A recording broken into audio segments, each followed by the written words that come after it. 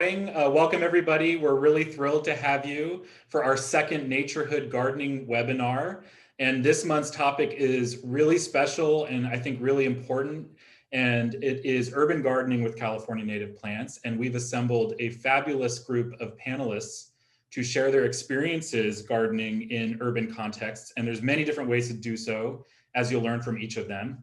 And we also, of course, have our wonderful horticultural engagement team. And so without going any further, I want to introduce Anne-Marie Benz and Maya Argamon, our horticulture team. Hi. Hi. Oh, welcome everyone. Yeah. Thanks so much for tuning in, and thanks to all the panelists for participating. Yeah, absolutely. So as I mentioned, we have some fabulous panelists. They include Amy Patten, Markos Major, Pete Veilleux, Ann Dalke, and Bob Hall. And so each of them come from really different backgrounds and really different geographies. And so the first part of the presentation will be actually turning the mic over to each of them for about 3 minutes, and they're going to share their really unique perspectives on urban gardening with native plants. And that's going to be really exciting. And I'll ask each one as I introduce them and bring them up to the floor virtually, so to speak.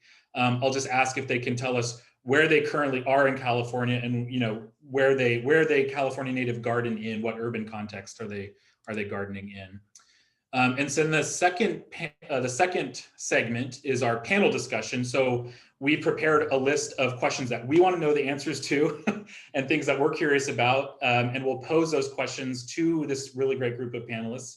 And so we'll all learn together about the different ways that you can garden with California native plants in an urban setting, which is awesome and totally possible, as these people will tell you. So without further ado, I want to welcome Amy Patten, and Amy's a colleague at CNPS and our Rare Plant Treasure Hunt Program Manager. And also, as you can see here, a fabulous native gardener and has wonderful containers. So Amy, I would like to spotlight you and tell us about your experiences gardening in an urban setting. Sure, thank you, David. My name is Amy. I'm the Rare Plant Treasure Hunt Manager. I live in Santa Cruz, California, right in the middle of town. I'm a renter, so everywhere that I've lived has kind of come with pre-existing constraints for landscaping. And as a lot of us know as renters, we often have to move periodically. So I had to move last summer, and I was able to bring all of my plants with me through container gardening. So containers have worked out really well for me, both with challenging soil and at my current house, I've got a lot of bamboo in the backyard. So it leaves me a pretty small space that's actually usable for gardening. So kind of my main space for gardening is just my little deck that's in this photo on the right over here. I really love dahlias, which are native succulents. If you are a beginner or you want to try gardening with native plants, dahlias are a really great place to start because they're super hardy, lots of different species available, and you can put them in all sorts of different containers. I like to think outside of the box with containers sometimes. You can find cool stuff at antique stores or thrift stores or the hardware store. So don't always limit yourself to just looking for a pot, and especially with dahlias, you can find some really cool things to plant them in. I also really love Lewisias, which is that beautiful pink flower on the left over there. And got another one on the right in the front, and the peach one and white one on the right side too. That's all the same species of Lewisia cotyledon. That's another type of native succulent. They're pretty hardy. It's a little difficult to figure out what kind of water they like, and that's going to be different for each person depending on where your yard is. I did do a lot of trial and error, but now mine are pretty hardy and established pretty well. And probably the most interesting thing I have in my backyard that you'll see photos of later on is I have a bog pot. So I was really inspired after doing field work in bogs in Trinity County in the Trinity Alps. So I created a bog environment for Darlingtonia, which is one of our native pitcher plants. So I got a big glazed pot, and I have a terracotta reservoir pot in the middle. And terracotta is actually permeable, so it seeps water into the soil as it dries out, and that keeps my bog nice and moist and healthy year round. So even if I have to leave for field work for a couple of days, the reservoir kind of keeps maintaining that bog environment. And especially great if you travel a lot or do a lot of field work. Native plants are awesome because if you're gone for a week or so, you often don't need to water them. So that's about all I have for my setup, and happy to answer questions later when you go through some more photos. Fabulous. Thanks, Amy. That's really cool. And I can't wait to show everybody the pitcher plant bog container later on. It is really cool. All right, Markos, can I welcome you up to the floor? Hello, thank you so much. Hope everyone's doing well. My name is Markos Major. I'm Director of Climate Action Now, California. Definitely love my native plants. Although I'm in my understory of rainforest plants here. Climate Action Now, our main goals are to remove pavement here in San Francisco, increase permeability, and teach people about climate change. I love natives. We work with natives in all of our sites, and we have partner sites, as you can see here in the photos, in the sidewalks. We partner with schools, we partner with homeowners, we partner with businesses. One of my favorite projects is working with Bob here and the California Native Plant Society along Sunset Boulevard. So I have a little container here that I created just today of some fun stuff that, now this is just a temporary little container garden, but we have, I'm gonna put it in the chat, Fragaria chiloensis, little strawberry friends going on, which are always good to have in our outdoor containers for sure. Heteromeles arbustifolia, which we can't get enough of. We're planting so many of those. Actually, that's been a really fun addition to Sunset Boulevard, is getting that understory of heteromeles, the toyon. And we also have in here some Garrya elliptica. So I have a little understory planting that this is temporary. So I'll grow them out here for a year and then pop them in on Sunset Boulevard. But I will share later with you all, those of you who are in the Bay Area and who are interested, if you'd like to come and plant trees with us. On the boulevard is where we're really doing most of our work and really building an ecological corridor there. So it's been really fun to increase the natives from the small coastal scrub ecosystem native here to, incorporating some larger trees like toyon, like Torrey pine even, and of course, Monterey cypress. So we also have a lot of school gardens, and for those of you who don't maybe have space at home, it maybe could be interesting if you have a local school nearby that might be interested in doing a little patch of natives. Certainly we need help maintaining our native patches that we have at 15 schools. Wow. So thank you so much. Thanks, that's fabulous, Markos. All right. All right, Bob Hall, I'd love for you to talk to us about your experiences.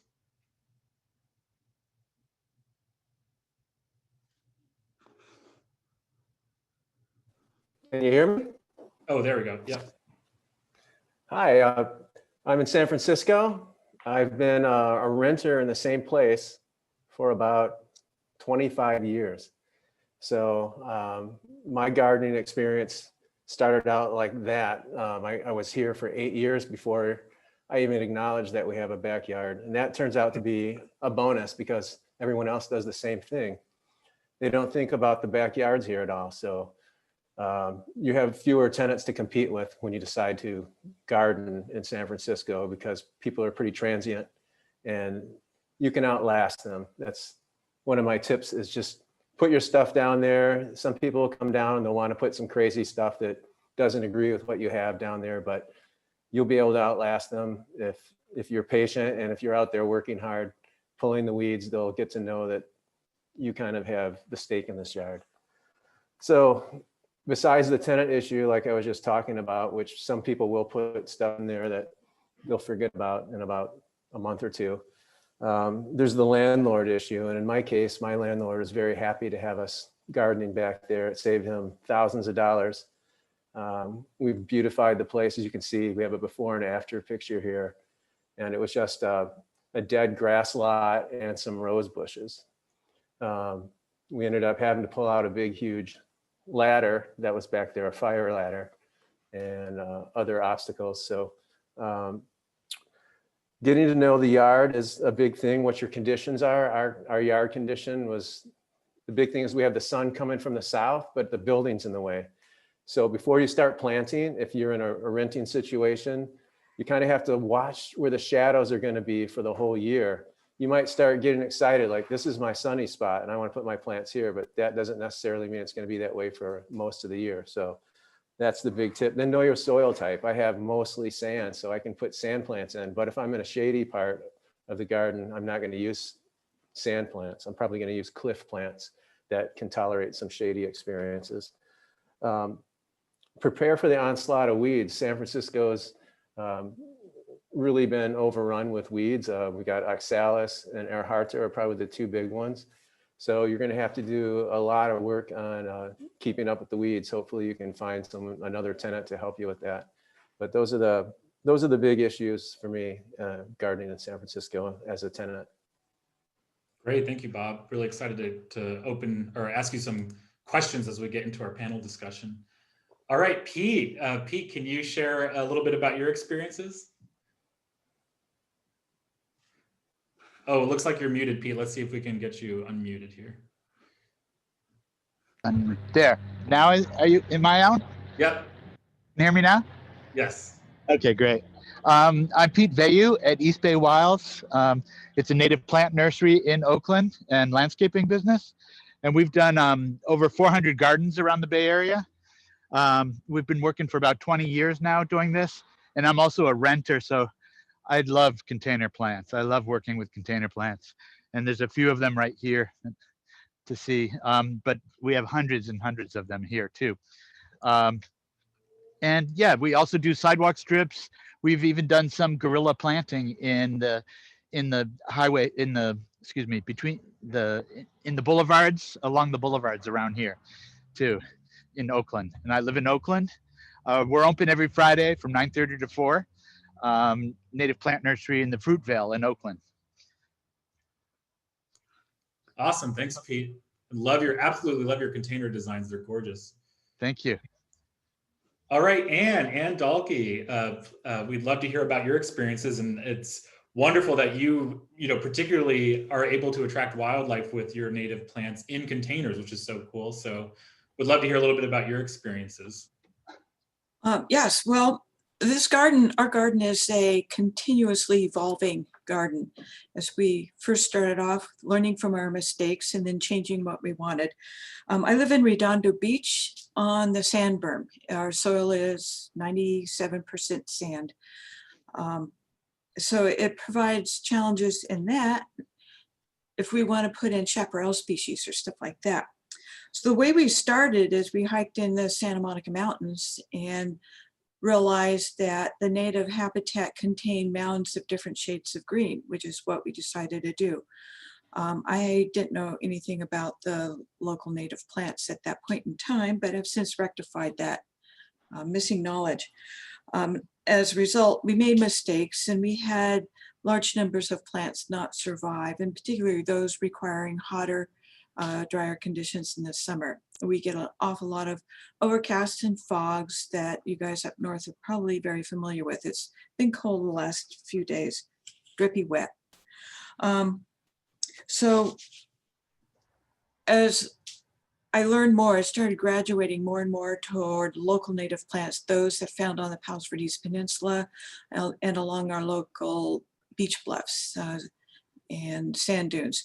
So on the screen you see here, the pot has 3 native species. It's a new experiment, another evolution. And I'm trying to grow milkweed, Asclepias fasciculata.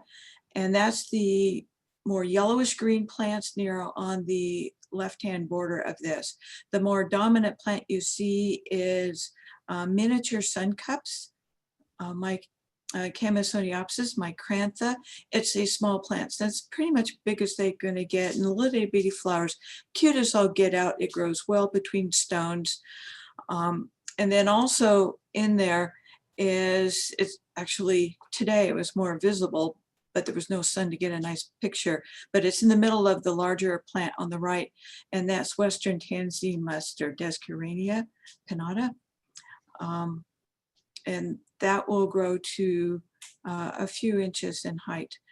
And much of my yard in a month or two is going to be covered with that yellow. It does quite well in the sand. We have at one point, probably close to 20 years ago, I got into bulbs, and that kind of took off. And that's really where I started getting into the container gardening. You can see the butterfly on the right. That's purple sage, Salvia leucophila. I did not get that typed in. And of course, that's a painted lady there. We frequently get them in our yard. Those plants there, the purple sage, have been in since we started in '94. So right now they're 27 years old. They're doing quite well. And I never want for sage when I'm cooking.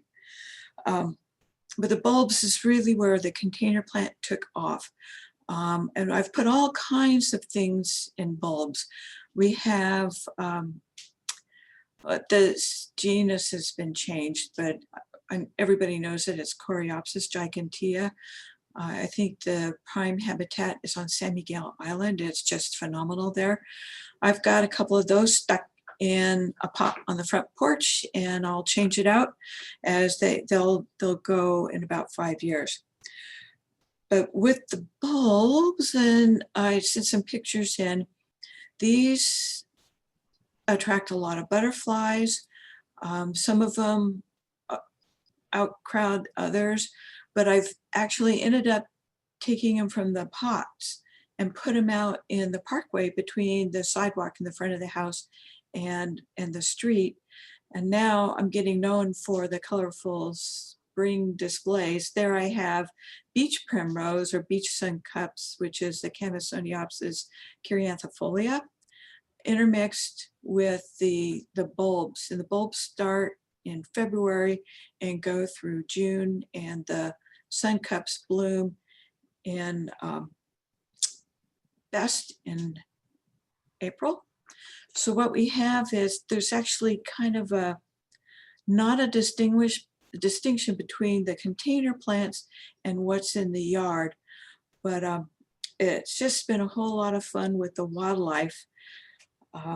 Today I had a orange-crowned warbler foraging into pots with pansies, of all things. The indigo bush, and don't ask me the scientific name on that one, is its favorite haunt, but right now it's deciduous. It prefers habitat at 5,000 feet in our local mountains. But we bought this before we knew anything, and it's done quite well in a spot. Right now I need to pull it out and shave off some of the root ball and stick it back in with dirt, and it'll be good to go for another few years. Our biggest delight occurred in 2019 when a couple of dark-eyed juncos showed up, and they clearly had a nest. I'd always associated this bird with coniferous forest, all the way up in the mountains at 10,000 feet to 5,000 feet. And here it is now throughout our neighborhoods at essentially sea level. So they raised 3 broods in pots that were attached to the side of the wall, a sconce. Last year they returned and they raised 4 broods in 1 pot, same pot attached to the wall. And I've seen them checking out the status of that pot and looking at a non-native fuchsia. But what they do is they get the babies up high in the pots, but they forage on the ground in California fuchsia, Epilobium canum, and also the Eriogonum parvifolium, the sea cliff buckwheat, which is host plant for the endangered El Segundo blue butterfly. And so the parents have their nest in the non-native plant in a pot, and they forage everywhere throughout the year, throughout the yard, in particular in the ground cover, or this kind of shrubby stuff. It's basically out of control. The California fuchsia grows throughout the yard, and so I spent a lot of time trying to push it back to where I want it. It's just been a whole lot of fun. Thank you so much. And so I can't wait to ask each of you questions because you're the best team, I think, to ask all about urban gardening. And you've touched on container gardening, small spaces. Bob, you're talking about what you do if you're renting. And so I want to pose these questions to all of you, and I'm really excited to have this conversation together. Anne-Marie and Maya are also going to jump in and are welcome to answer some of these questions. But we're just going to go through this casually, and I'd love to hear from you about these topics. So first up, we're going to talk about container gardening. And I think a lot of you mentioned this. So I'd love to hear, what are some bulletproof plants to consider in container gardening, especially if people in our audience might just be starting out and want something that's hopefully a surefire success. What are some really great container plants? Can I answer? Oh, please. Yeah, go, Pete. Okay. I'll start it anyway. For me, the best surefire one, there's a bunch of them, but the best surefire one that looks good, pretty good year round, is Dudleya noma, or the Munchkin Dudleya.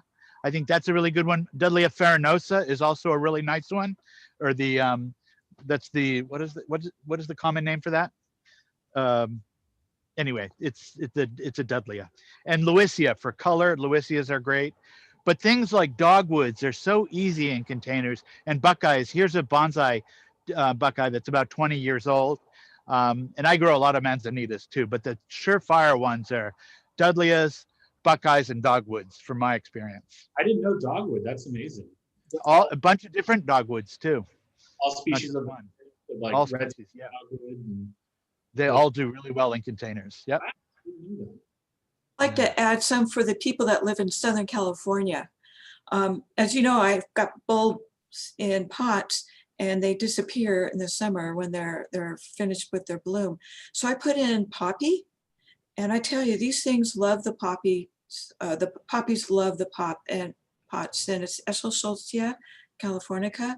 But we locally here we have yellow ones with the orange center, but even the orange ones, more valley type, do quite well.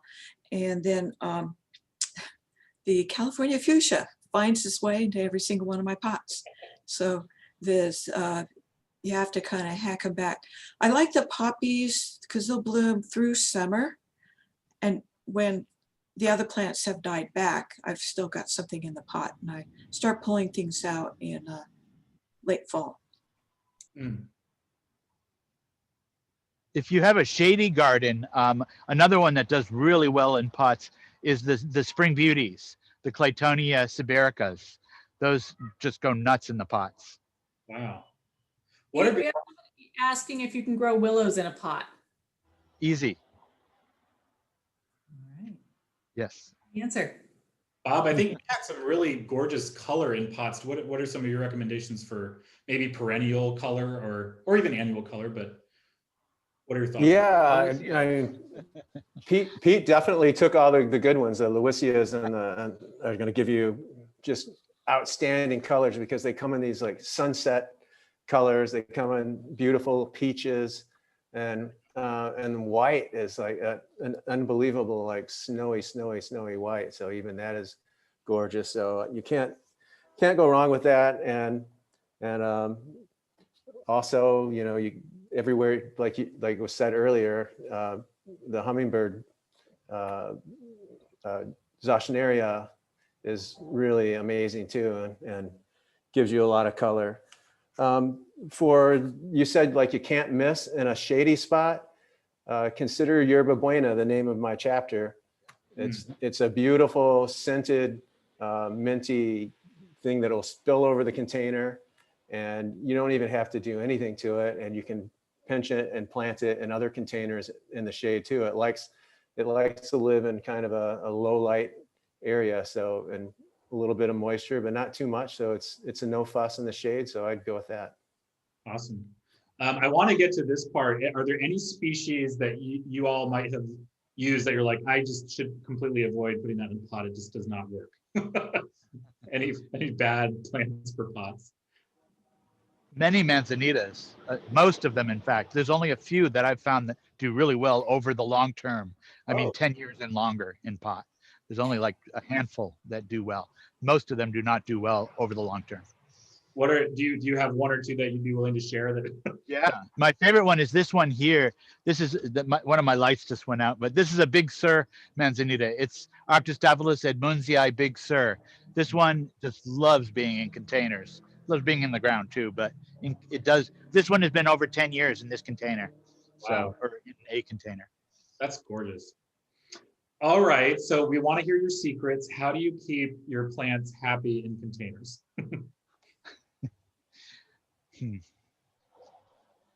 Feed them, water them. Things in containers, you know, even the most drought tolerant things, they're always going to be dependent on you for water in the summertime, because the way that things become drought resistant is they get their really, really long roots deep, deep, deep into the soil, and they can't do that in a container. So just remember, they're dependent upon you for that. That's a good point. Yeah. Is there better soils to use for containers? Yeah. I mean, soil mixes, we mix a lot. I mean, we mix our own, and we use a potting mix mixed with pumice and lava. We always, with manzanitas, we always use the mycorrhizae, which really does make a difference. And what else? Oh, and fertilize, like things like Lewisia, they need fertilizer every other month to do well. We had one that was flowering nonstop for 6 years here, a really big one, but it stopped flowering last year. So, and the fertilizers, a lot of things you cannot fertilize at all, but Lewisia is definitely Dudleyas you can. But things like manzanitas, you have to be very careful about fertilizing. And you're also, if you're going to keep the pot if you're going to keep it in the pot a long time, you're going to have to change the soil out every once in a while and pare back the roots a bit. Yeah, that's the best thing to do for manzanitas. Really, don't ever fertilize. Just change the soil every few years. What does that process look like when you change the soil? For me, it means moving a lot of rocks. Yeah, it's not easy. The pot gets really hard sometimes, and you got to pry it out. Yeah. And you know, it's gonna, and plus you've been flooding the pot. You know, it's almost like, you know, it's in the desert. It's coming. Here comes the floods. Every time you water, it's like you're washing all the nutrients, and soil leaks out of the little bottoms of the pot. So eventually you're going to have to add soil back in, and it's also a little bit of a refreshment and nourishment for the plant as well when you do it. One thing that we've learned that has been really helpful to learn is most things, especially super drought tolerant, like the Dudleyas and the Lewisias, they need air circulation under the pots too. So see how this one it's up off the ground. All of these pots, none of them are flat against the ground or against a table or anything like that. They're all lifted up a little bit. So use pot feed or some way to lift them up. That air circulation really makes a world of a difference. Oh wow, that's a great trick. Yeah. Anybody else have any awesome tips or tricks? I liked Amy. I mean, I know we'll get to it later, but the carnivorous plant bog pot is so cool. I guess that's so specific to plants that want wet feet a lot. Yeah, I just started a second bog pot that's a little more experimental. So starting up with some scarlet monkey flower, and I have a columbine, which may or may not do super good in the bog pot, and just got a giant stream orchid as well. So I'm going to see what other boggy species I can grow. Oh, that's awesome. I was joining with Amy on that one, because you know, if you have a bird feeder, a bird bath, you know, forgive me birds, but because you start taking over, you fall in love with a boggy plant. Like I have yellow-eyed grass and coast plantain and some pots out in the bird bath. And it does keep the birds away a little more than I'd like them to be. I'd like them to use it more, but it's hard. Like, they do so well. You never really have to take care of them. So those are good water plants to have. So we touched on this a little bit. You know, what types of soil do you use in your containers? And maybe a good follow-up question is, how do you determine the type of soil for the specific plant?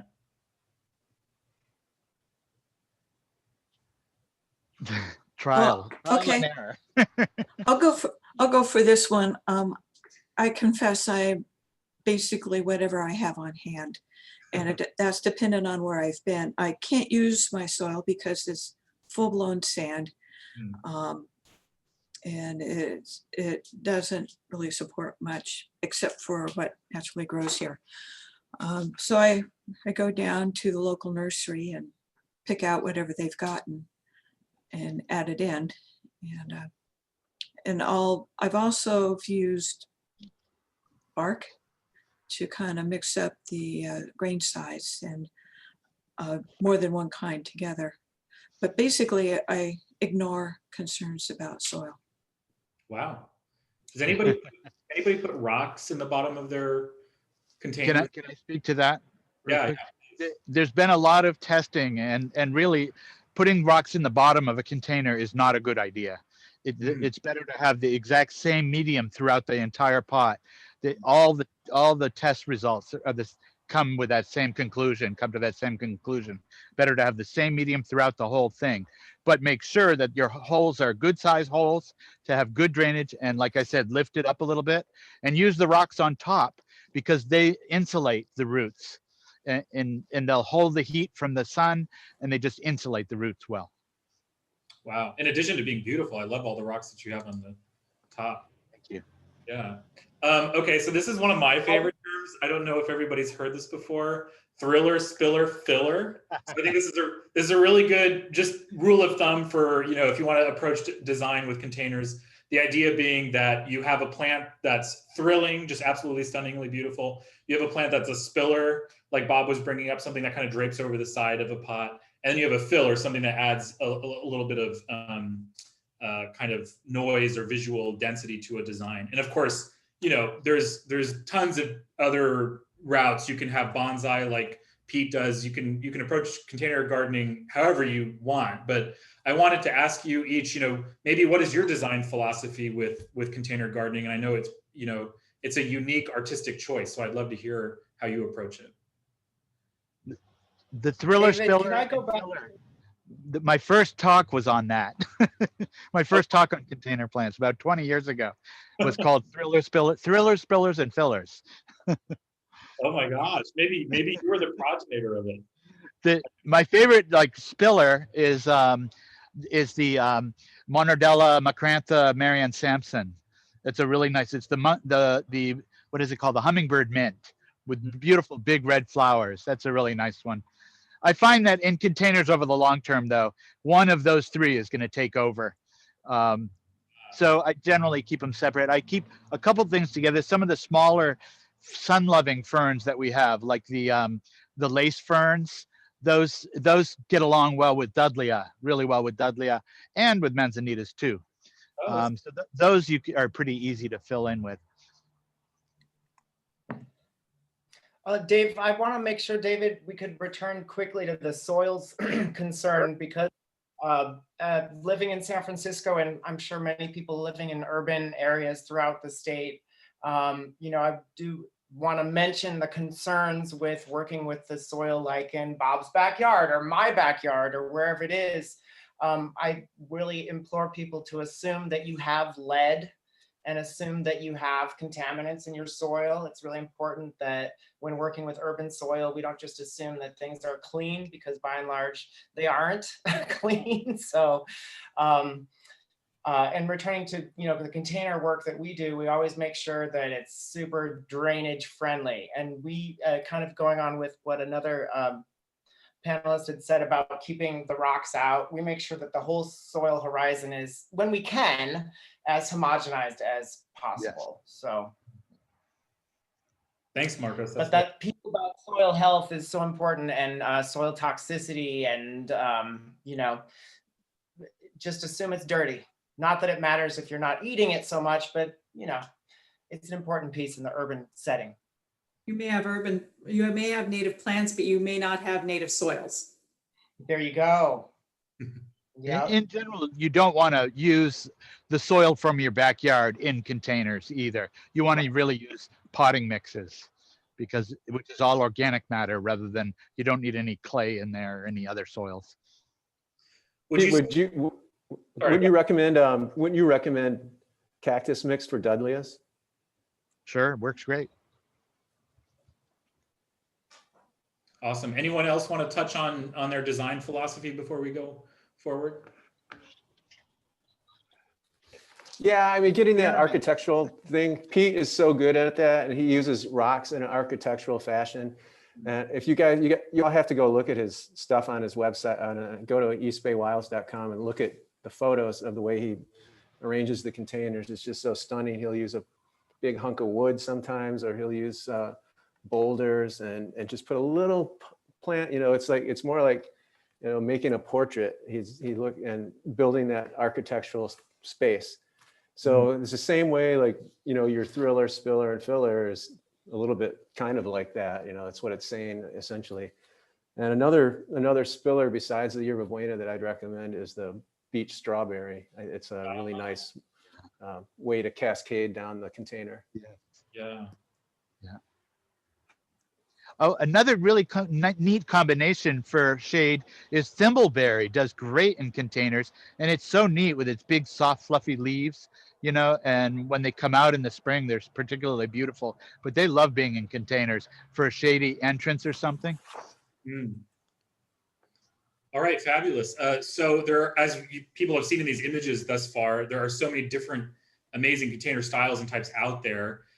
How do you choose? And I guess what are some of the criteria that you have to be cognizant of, say terracotta versus glaze, the size of the pot? What are all those factors that you have to consider in container gardening? We've used everything for containers. We have all kinds of metal containers all that are used for all different things, pots and pans, colanders we use. The main thing is that they have good drainage, that they have very good drainage for most things. But then you have your plants that do great with no drainage at all. So, there are no rules, and I really want everybody to experiment a lot. And my battery is about to die, so I just want to say thanks, everybody. Bye.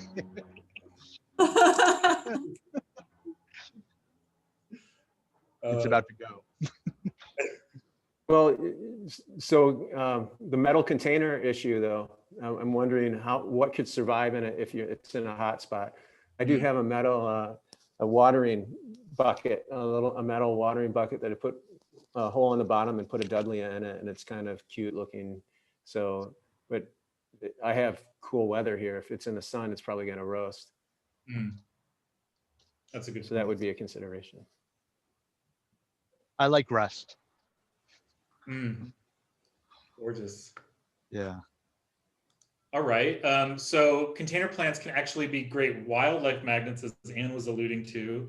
Would love to hear just any anecdotal experiences you might have had. Maybe people don't necessarily think that plants in a container can be a boon for local wildlife, but they certainly can. So any fun experiences that you've had in your backyard, or just watching wildlife visit your containers? We have a lot of wild cats around here, or feral cats, I should say. So getting pots up off the ground where they'll be safe from the cats is great. And the hummingbird mint really attracts the hummingbirds like crazy. But being close to the ground, it's dangerous around here. So in containers up off the ground, it's great. I have an annual that reseeds in the pot called Globigilia capitata. That the bees just kind of take a bath on it when it's blooming. So that's a really good one. Throw some annuals in and you won't have to do much. They'll reseed themselves, and you'll probably get 2 blooms a year out of them. Wow, that's fabulous. Got a pair of Californian toadies that live in my backyard. So they're a big brown sparrow, and they like to run around on the ground and scritch while they're foraging. And they love scritching in my manzanita pot. So I'll go out to water my stuff, and there's a big old dent in my soil, my manzanita, because they've been in there fishing around. And it's just that one. That's like their favorite one. So I don't think they're finding anything in there, but they're cute, so they can get away with it. That's cool. Yeah, Amy, the jays keep doing that to mine too, and they keep moving my sedum, the stone crop, sedum spathifolium. They keep digging that out, and it's annoying, but cute at the same time. I actually did get a scrub jay planted an acorn in my bog pot, which is not a good idea. I added some more starts a couple of weeks ago, and while I was moving the soil around, there's an acorn in there. So I don't even live near an oak tree, so I don't know where he got it from. but that was kind of funny. The acorn had not survived the bog experience. So it would have. How about wildlife that isn't maybe what you're wanting there? Squirrels, moles, wolves, things that may come in. Have you Yes. dealt with those? Raccoons. We get Raccoons. raccoons and everything. And the big rocks in the pots really help to keep things in the pot. Oh, that's a good point. No, Yeah. I We have a definitely lot of soak raccoons these here. oftentimes. If you let it dry down, sometimes I soak them to let them come back, and then I forget, and they're hanging out, and that's where the raccoons come to clean things off. So it's my fault that I give them this little bath area to play and clean all their food with. Yeah, we have in Southern California, dense urban area, we have problems with skunks, possums, raccoons, and I've got a family of squirrels, 2 youngsters, and their mom has taken over the backyard this past month. With the pots, mine are taller and they don't get into those at all. I have some on a table in the backpack, and a raccoon pushed one over and broke it. So it was an ugly pot. I got a new one, looking better. The best approach for those kind of critters that can cause you problems is to look at it ecosystem wise. We have coyotes now in our neighborhood since the drought, 5-year drought. And another neighbor and I both have noticed the number of skunks and possums and raccoons has really been reduced since the nearby habitat areas kind of crashed. And so I don't, people freak out when they see coyotes in the neighborhood, but I go, this is good. Keeps down the critters that you don't want. The feral cat. Absolutely. Yeah. Feral cats, yeah, they're very good at that. Hey, there's one other plant I wanted to mention that's a really fun one to try, which is Biden's lavis or Burr marigold. They go from completely dormant to 5 foot tall and 5 feet around pretty quickly. So you need a big old pot, but you don't need a hole in the pot or anything. You can use a trash barrel even. And you can even use the soil from the ground. That's one that you can. They grow very quickly, and they're a major magnet for all kinds of butterflies. And they're solid Pete, flowers for all summer long. Are those high water? Yeah. They like a lot of water though, don't they? Yeah, yeah. Yeah, so really a container with no holes in it or just with a tiny hole is great. And that's, so you don't have to keep watering it that way. Well, thanks everybody. We're going to move on to small spaces.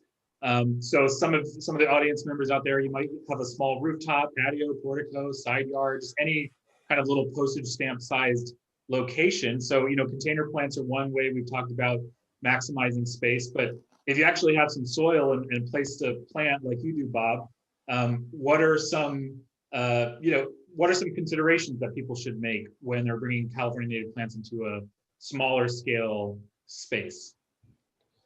Yeah, like I mentioned at the front, the biggest thing is finding where the sun is, because you don't really know if you haven't gone back in the backyard that often. You may think in May, and you may think in October, but the sun will be completely different because of all the buildings around you will block portions of the sun. So finding those little patches where oh, that's going to be where I can grow some sunny plants. Oh, that's where I have to get used to growing shade plants. So you're going to make a lot of mistakes and waste a lot of money planting sunny plants that will not perform in the shade. Yeah, that's a good point. All right. So how do you maximize the vertical space when you're limited by, width and length? If you have a very small area, are there solutions, container gardens or container plantings are one way. Are there solutions to maybe maximize the vertical, the sense that you can build up in a city, but not necessarily out?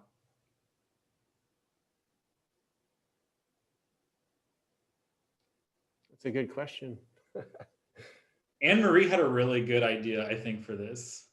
Well, we had talked about wall gardens, vertical gardens that people are doing more often that we're seeing, as well as hanging gardens, when people do whole hanging spaces down along side, stairs or things like that.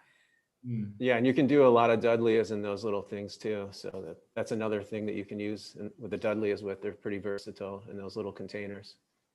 Do you guys know any specific California native plants that are maybe more vertical in growth form than, they get tall per se, but they don't necessarily spread out? Anybody have any thoughts? Yeah, the equisetum.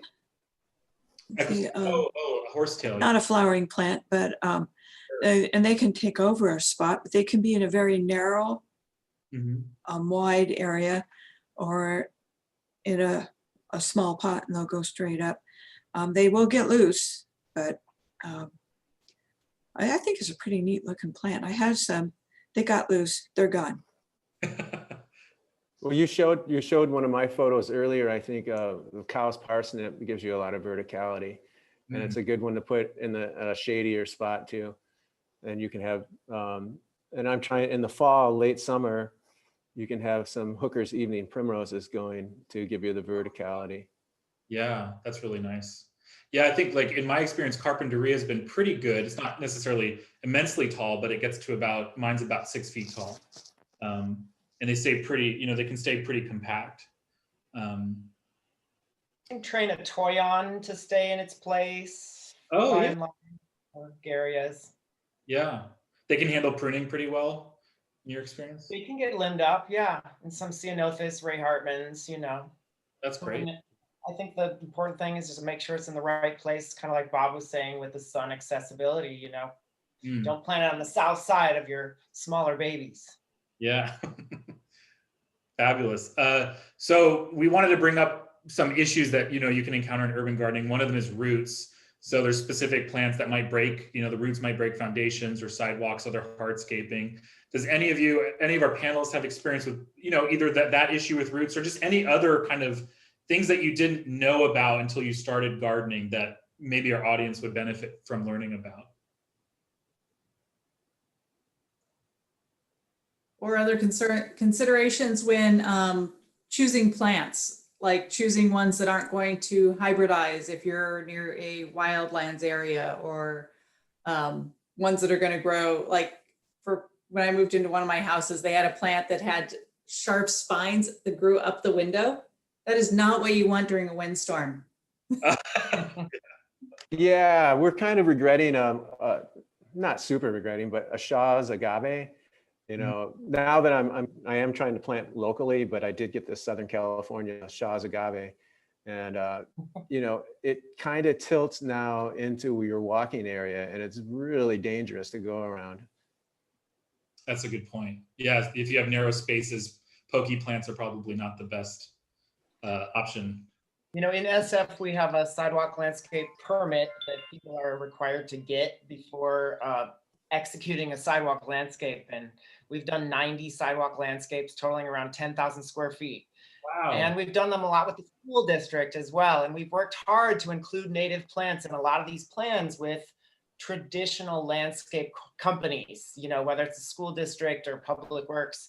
And so we've come up with some, the kind of the plant it is, if it's less woody, if it's more like a runner, like Astrachiloensis or Zauschneria, Epilobium canum, or mugwort, who you top them and they run. That's so preferred in the sidewalk because it's just so dangerous out there for anything alive.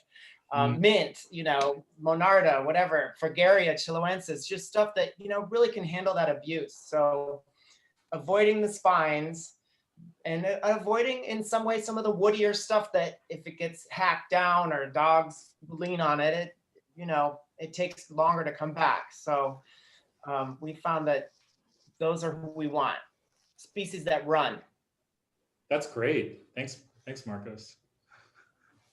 All right. And that's controversial. That's controversial in my yard because I like my hummingbird sage to run the Salvia spethus something or other. And my wife doesn't like it going everywhere. So there's a little battle between us about keeping it or taking it out. So be careful of that. And if you're in Markos' situation, you probably want it to run and fill that spot. Any ones that that invade things like plumbing pipes? I have redwoods around me. Redwoods are known for getting into pipes. They love them. But they are not a small space plant. I know that Palo Verde's Park Insidium, I think, down in our deserts in Southern California, that's planted a lot in like Palm Springs, for instance. Those, when they reach a certain age of maturity, about going on 5 years, those can really start breaking up sidewalks and asphalt. So just speaking from experience, I know that plant can, I wouldn't plant it too close to hardscaping. All right, so now we're going to move just more existentially into the urban mindset. So what are some urban considerations that we need to think about that might be different than if you're out in the suburbs in California or in more rural areas? So what are just some, what are some fundamental differences in our cities when we're planting California native plants compared to places beyond our urban environment? People are going to mess with your stuff. That's just the nature of it. I had a cobwebby thistle growing, and I'm like, oh wow, no one's had a thistle on the street before. This is going to be amazing. And someone ate crap over it and chopped it up and threw it all over the street. And that's just, if you're going to have something on the street, you got to expect that you're going to have to replace it every once in a while. That's terrible. And it's a kind of a plant that would tee you off if you go, oh, look how beautiful it is, and you touch it and get spiked by it. I would echo that. I think one of the biggest hurdles working with natives with institutions is the uphill challenge of educating people about the habitat value of something. If you think about the school district, for instance, throughout the whole state, everybody wants to look really nice in September, August, September, beginning of school. That's not when native plants look nice. Right. It's a very, we're on our brown side of things, waiting for the rains, and so that is a big hurdle to convince administrators and land managers and our neighbors even that, we're down with brown right now, and we want it that way all fall. So it's uphill, institutions especially. Yeah, and I guess you're getting into too, like, I don't know, Markos, I imagine you probably wouldn't plant something so precious as, the succulents as Dudley or Lewisia in public environments where they can either be poached or walked on or stepped on, or so even though things could look really beautiful in the fall if they're succulent or just evergreen, perhaps there's other considerations that you have to make with foot traffic and I can't afford to work with Dudleys. I have to work with Juncus. I have to work with budget natives, Juncus and Zauschneria, and like the high performers. Got it. Yeah, well, I know the epilobium is one of the few that is blooming in fall, right? So that's a plus that you can have that color going. Absolutely. Yeah. All right, and how do you go about getting permission? Bob, you had some really good insights into this. How do you go about getting permission from landlords or property owners if you want to cultivate native plants, and especially if you're going to alter the landscape and take plants out, put ones in? Yeah, first you start out with weeding. Go back there and show that you're committed. Like, okay, you might not have natives right now, but I'm going to go back there and weed. And like, oh, look what I did. Look, hey, do you mind if I take this area? It's not really doing so well. And you don't have to tell them you're going to put native plants there. But then you've done a service to show that you're going to stick with it. And then they start trusting you. And then they see you back there watering. You're like, oh, God, great. Now I don't have to do that. So you take chores away from them that they don't want to do really. And hopefully, landlords can be weird.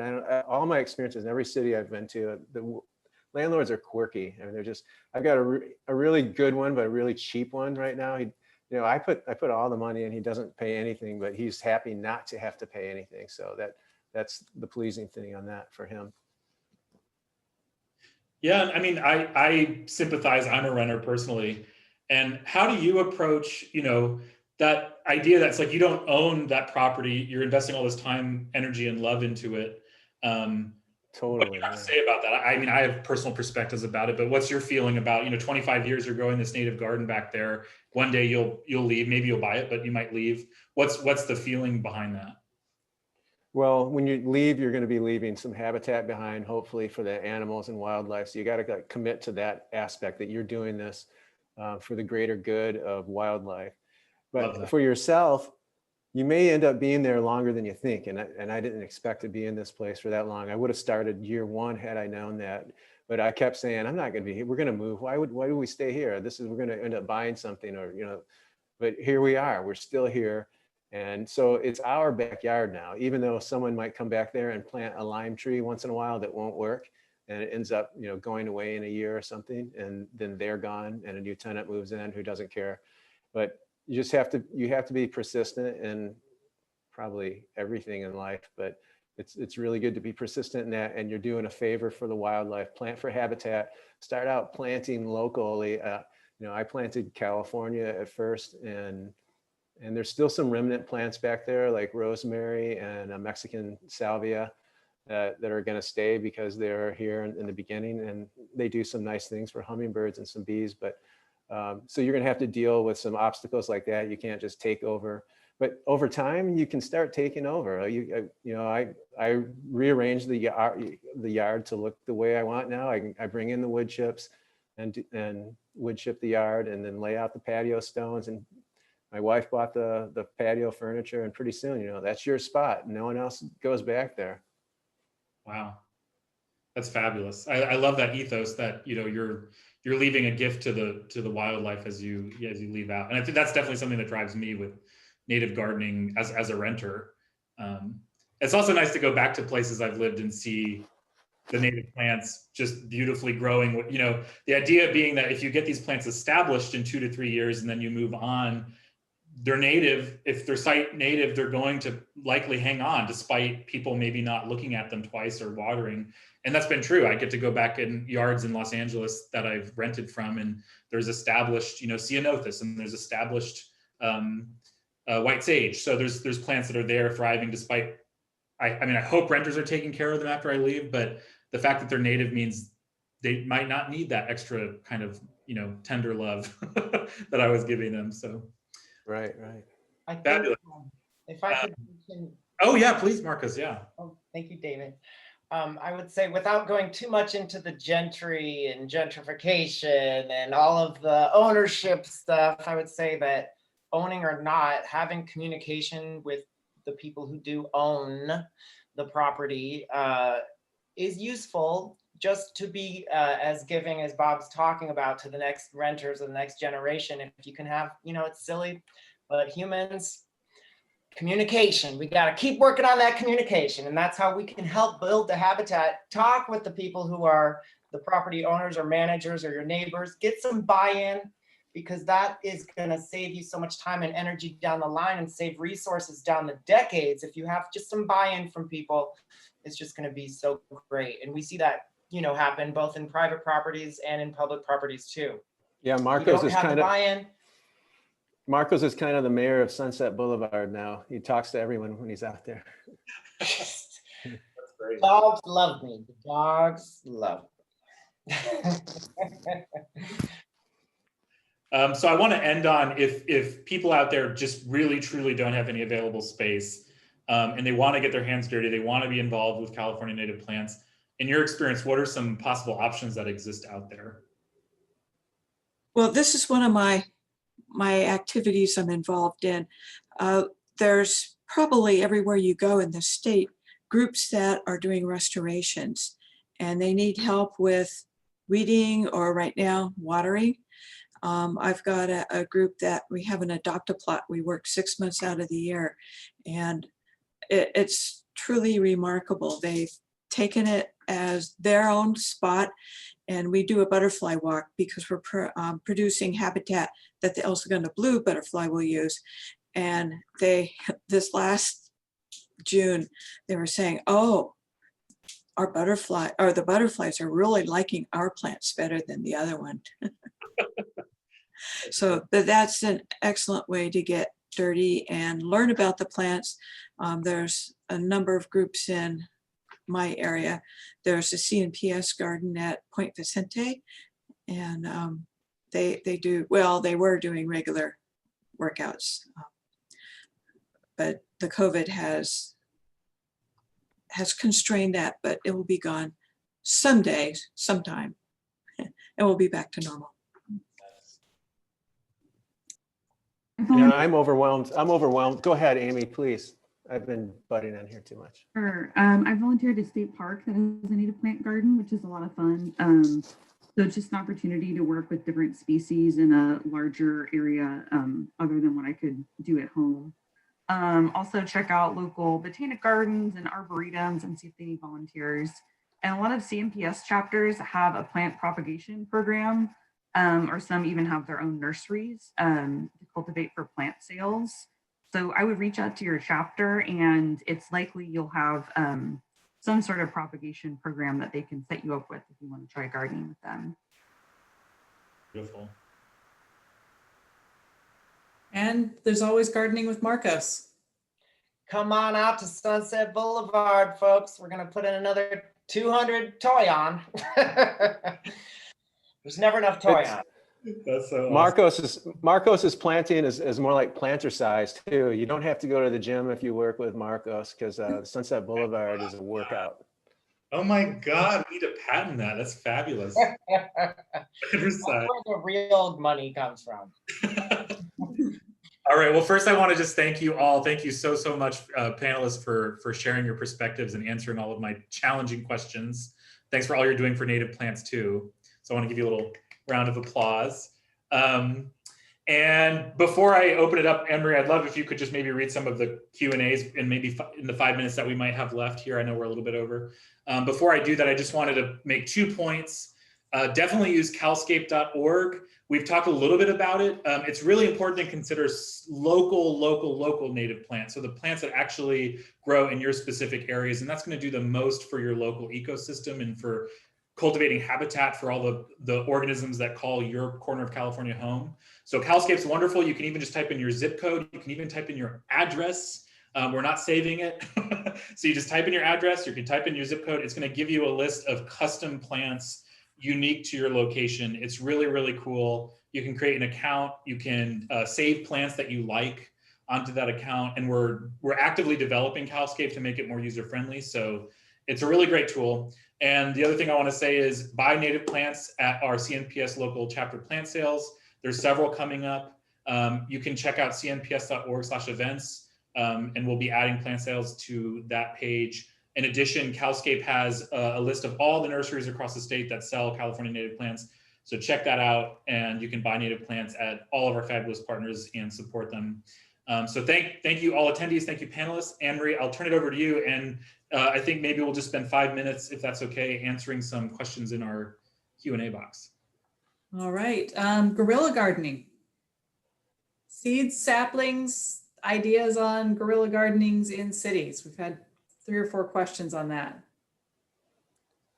Yeah, I'm going to get chewed out if I say that I do that, because you got to get permission. CNPS is a might do that. Yeah.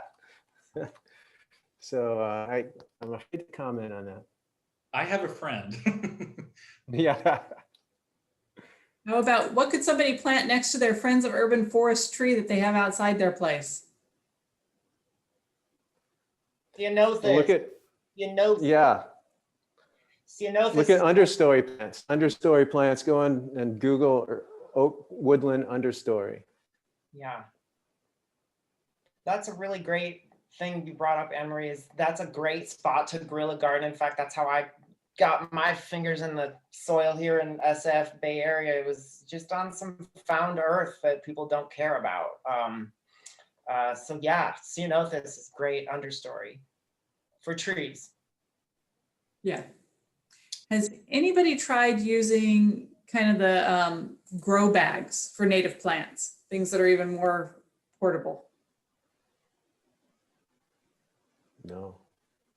Oh. Well, hopefully they'll try it and let us know how that goes then. Yeah. What do you plant to attract ladybugs? Oh. They're like my yarrow. They're crawling all over my yarrow in the spring, and it's really cool because you get to see them in all their stages.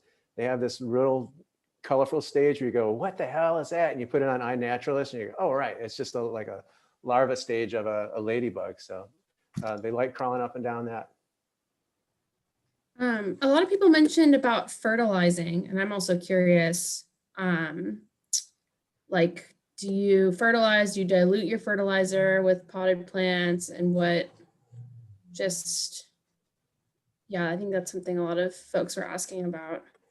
Yeah, I wish Pete was here to answer that because I don't fertilize at all.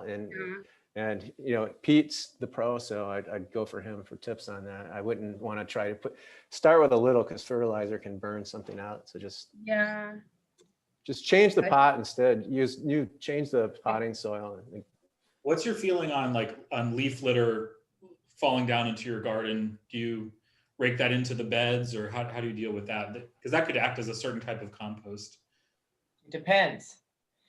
Depends who it is. If you have some really small stuff that it's going to shade out, you might want to move it somewhere else that's not as prohibitive. But in general, don't get rid of your organic material. That's your carbon sink. And as you said, David, your organic material. So keep it in place. Keep it on site. And the insects are going to love it too. Your neighbors might not. The landlord might not.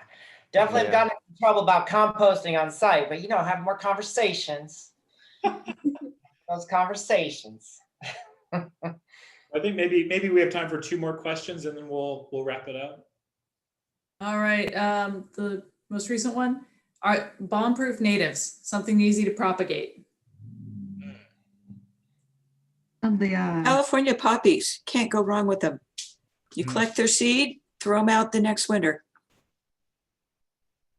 Yeah, I'm overrun with California Phacelia right now. I collected a whole bunch of seed from my friend's garden, and I've got dozens and dozens of pots of California Phacelia that I'm giving away. So I think that's an easy one. That's great.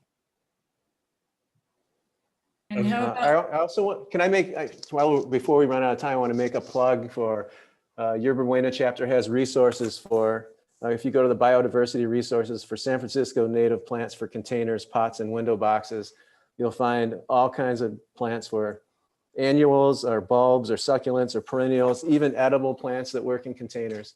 So go on our website, Yerba Buena chapter. Beautiful. Biodiversity resources, and you'll have everything accessible to you. Gorgeous. All right, let's do one more question and then we'll call it a night. all right. How about ideal plants for things like the urban parkways? Places that are really small urban areas, lots of sun. Yeah, we're doing. I love Spathacea. Salvia Spathacea, open. Exposed. Yeah. Really? Wow. Hummingbird sage. That does okay in the Bay Area in more full sun? Oh yeah. Wow. Yeah.